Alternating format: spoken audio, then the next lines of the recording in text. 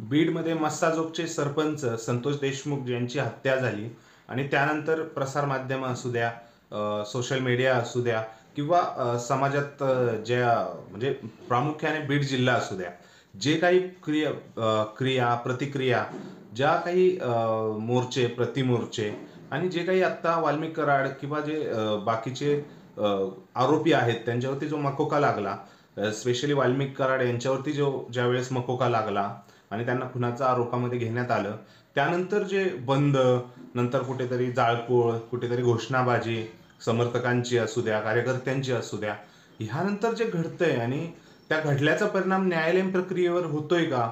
कारण आरोप झालेत की धनंजय देशमुख यांनी प्रेशर वाढवल्यामुळे वाल्मिक कराड यांच्यावर मकोका लागण्यात आला किंवा जे काही आता गोष्टी बाहेरच्या गोष्टींचा, मीडिया ट्रायल्सचा न्यायालयीन प्रक्रियेत काही गोष्टी अ, सहभाग होतो का किंवा काही इम्पॅक्ट पडतो का, याबद्दल आपण आज डिस्कस करणार आहोत.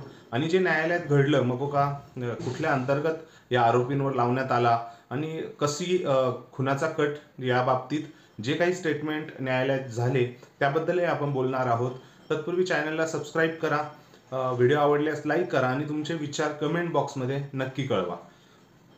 आपण बोलतोय पहिली गोष्ट की ही समजून घेतली पाहिजे की कुणीही कितीही विरोध करा, कारण भारताचं संविधान ज्यावेळेस बनलं आणि आजही म्हणजे फॉर एक्झाम्पल मी प्रत्येकाला सांगू इच्छितो की राष्ट्रपती राजवट ही महाराष्ट्राची म्हणजे लोकशाही ही भारताच्या लोकशाहीची मूलभूत पाया आहे, आधारस्तंभ आहे. म्हणजे म्हणजे काही चुकीच्या गोष्टी घडल्या तर न्यायालय हे सर्वोच्च आहे. न्यायालय कुठल्याही गोष्टीचा सरकार न्यायालयाला उत्तर द्यायला बांधील आहे.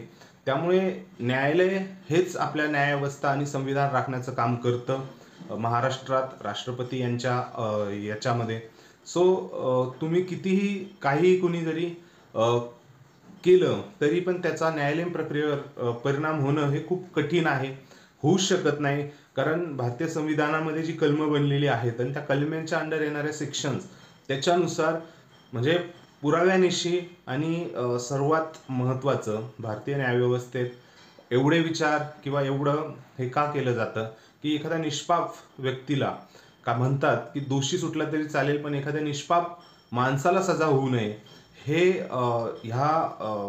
ब्रीदवाक्य नाही ऑफिशियली, पण ह्या संकल्पनेवरती आपलं न्यायालय संविधान आहे. संविधानाचं कुठंतरी मार्मिक इथे जोडलेलं आहे आणि त्या पद्धतीने आपण जर विचार केला तर हे जे आरोप होत आहेत की न्याय व्यवस्थेमध्ये किंवा न्यायालयीन गोष्टी किंवा ज्या आहेत त्या दबावाखाली काम करतात, तर अजिबात नाही आहे.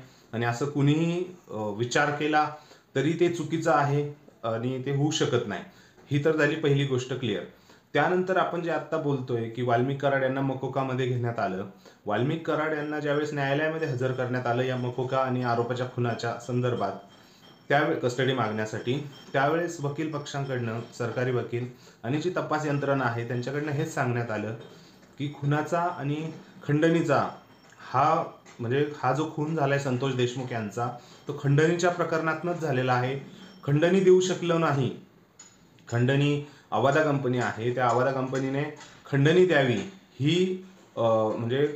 ही वाल्मिक कराड आणि गँगची इच्छा होती. परंतु संतोष देशमुख मध्ये आले 6 जानेवारीला जे झालं बाचाबाची कंपनीच्या मध्ये, त्यानंतर त्यांना असं वाटलं की संतोष देशमुख आता इन्व्हॉल्व्ह झालेले आहेत आणि संतोष देशमुख यांच्यामुळे आता खंडणी मिळणं हे अवघड होईल, खंडणी आपल्याला मिळू शकणार नाही, त्यामुळे कुठेतरी आपल्या साम्राज्याला धोका आहे, आपल्या अस्तित्वाला धोका आहे. सो त्यानंतर त्यांनी कट रचला. म्हणजे जे 9 जानेवारीला जी हत्या झाली त्याच्या 8 तारखेला एका बीड येथील एका धाब्यावरती नांदूर फाट्यावरती असा न्यायालयातला युक्तिवाद आहे. सो तिथे विष्णू चाटे, जयराम चाटे, सुदर्शन घुले यांनी बसून जेवण करताना कट रचला, कशी हत्या करायची, कसं काय जे ह्या प्रकरणाबद्दल आहे ते ठरवलं.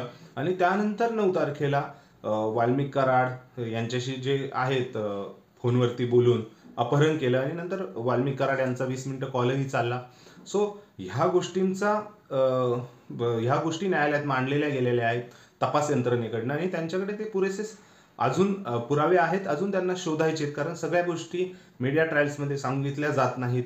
हे जो फक्त सारांश आहे तो सांगितला जातो. जजमेंट्स कॉपीज वगैरे येतील, त्या आपण नंतर डिस्कस करू. परंतु ह्या ज्या प्रकरणावरती जो गोष्ट चालू आहे, न्याय व्यवस्था आपलं काम करेल त्या पद्धतीने पुढे प्रोग्रेस होईल केसची. आणि आता बातमी येते की न्यायालयीन समितीची स्थापना करण्यात आलेली आहे या प्रकरणाची चौकशीसाठी. ऑलरेडी पोलीस आणि CID CBI टीम करत होती.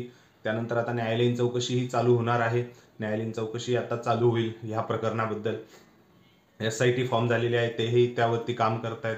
सो पूर्ण जे देवेंद्र फडणवीस या बोलले होते की 3-4 ज्या गोष्टी आहेत, 3-4 पक्ष समित्यांकडनं आपण या प्रकरणाचा उलगडा करण्याचा प्रयत्न करू, ते आता कुठंतरी चाललेलं दिसतंय.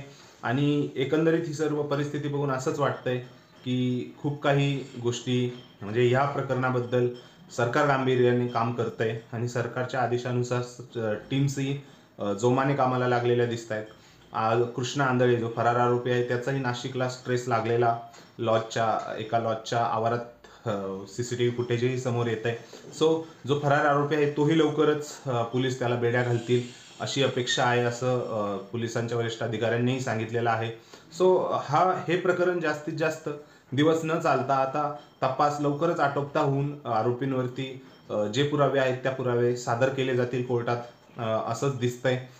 तुम्हाला काय वाटतं या केसच्या तपासाबद्दल आणि न्यायालयाच्या आढाव्यात म्हणजे जे न्यायालयात घडतंय ते पुराव्यानिशी घडतंय त्यावरतीही तुमचं कमेंट करून नक्की तुमचे विचार कळवा.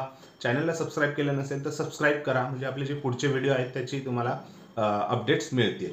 धन्यवाद.